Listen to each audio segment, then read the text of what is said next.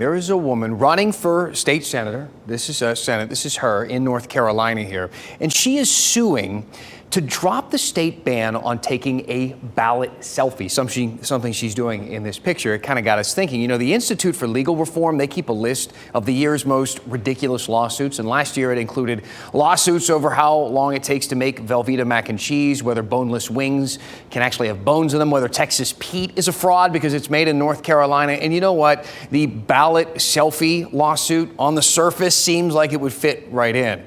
But if you take a deeper look, the argument is pretty legit.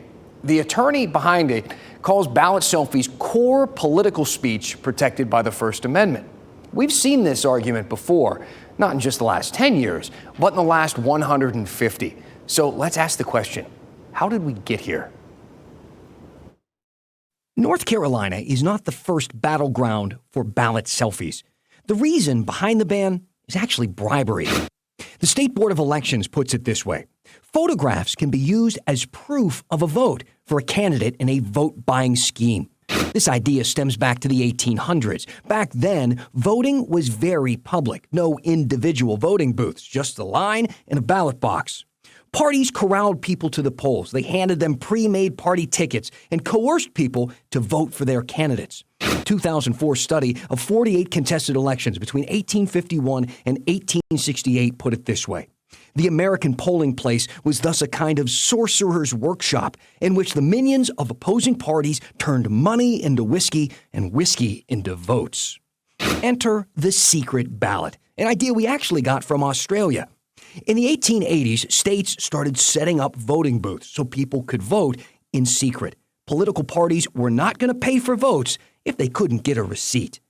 That's why ballot selfies are banned in at least 14 states. But what about the other states, the ones that do allow pictures at the polls? Take New Hampshire. The ACLU challenged a law there banning ballot selfies, and it went all the way to the U.S. Supreme Court. Even Snapchat filed a brief in the case, and I think you can guess where they stand. The ACLU won. The ballot selfies are allowed in New Hampshire. When asked about bribery, their attorney said this.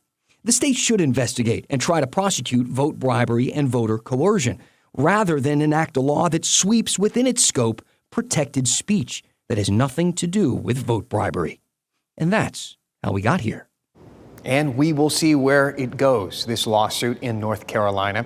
But in a time when election security is so prevalent in the political conversation, consider this. This is an excerpt from a 2016 editorial on voting bribery in Kentucky. It reads, "It is unwise to claim that corruption of elections never takes place.